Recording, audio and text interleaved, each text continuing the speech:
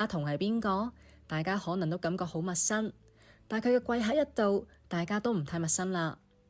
霍英東嘅孫女霍思慧、林青霞嘅繼女邢嘉善、賭王四女何超儀，都係非富則貴、名門望族。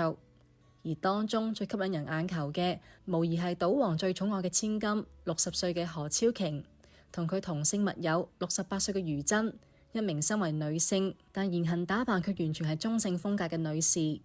二人言笑晏晏、親昵相依嘅模樣，令網友們引發咗一波熱議。何小姐真係揾到情感歸宿啦！何超瓊應該係對男人失去信心啦啩？身為豪門千金，何超瓊嘅一舉一動都係公眾關注嘅焦點。繼陳百強、張國榮之後，佢一直孑然一身，無伴侶、無兒女。12年以嚟，始終陪伴住喺佢身邊嘅係余珍。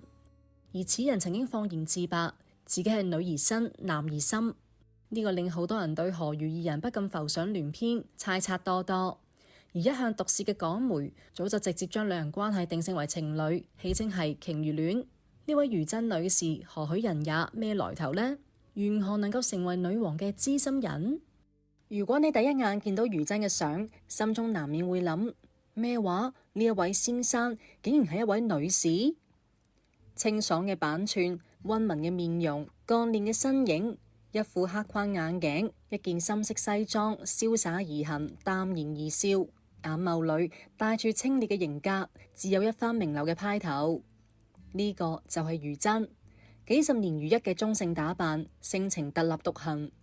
佢曾經為哥哥張國榮頒獎，佢曾經慧眼挖掘過天后林憶蓮，佢係歌神張學友嘅重要推手，佢係何超瓊最珍重嘅知己，佢曾經係紅人 DJ， 都係絕頂優秀嘅創作人，更係被封為金牌司儀，被譽為香港5大才女之一。仲曾經係香港商業電台嘅 CEO， 喺香港娛樂圈擁有大佬級嘅地位。而曾幾何時，佢只係一個中五畢業嘅小 DJ。1954年4月16號，余珍出生於香港一個中產家庭。自細佢好愛睇書睇電影，甚至會為咗可以睇到心儀嘅電影而逃學。自細佢就讀於聖士提反女子學校，呢個係一所香港歷史最悠久嘅基督教嘅女子名校。在校期間，余珍成績一般，但係個性張揚開朗，口才好好，好受老師同學們嘅歡迎。1971年，余珍喺該中學中五畢業之後，對 DJ 呢個行業產生咗巨大興趣，就興沖沖咁走去香港商業電台應聘，成為咗一名 DJ。嗰陣時佢先16歲，雖然年紀稚嫩，但佢口齒伶俐，才情不凡，又勤奮好學，就被安排主持2台嘅早晨老友記、年青人時間等節目。佢憑住親切逗趣嘅談吐、專業認真嘅表現，好快就博得大量聽眾嘅喜愛，成為咗台裏面嘅紅人，職位都喺度逐步晉升。當時曠世鬼才黃霑仲為呢個節目寫咗一首主題曲，名為《早晨早晨》，主唱就係余珍。呢首歌一下俾佢唱紅咗，紅到人盡皆知。商台老闆非常賞識余珍嘅才幹，即刻將佢升任為商台2台嘅創作總監同埋節目總監。心思活泛、敢闖敢幹嘅余珍一上任，就召集台裏面嘅12位 DJ 一齊組成6 pair 半組合，灌錄同名專輯，並主演咗無線電視台嘅節目。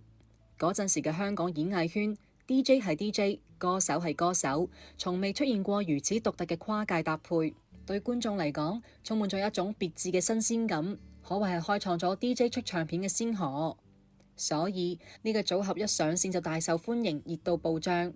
其中專輯裏面嘅《天各一方》呢首歌係由余珍操刀主導寫嘅詞，並喺曲中配咗旁白。佢感性、深情而傷感嘅旁白，為呢首歌注入咗濃濃嘅故事感。幾十年嚟都傳唱不衰，堪稱經典啊！其後余珍繼續大展拳腳，繼續發揮自己嘅才能，令商台口碑更上一層樓。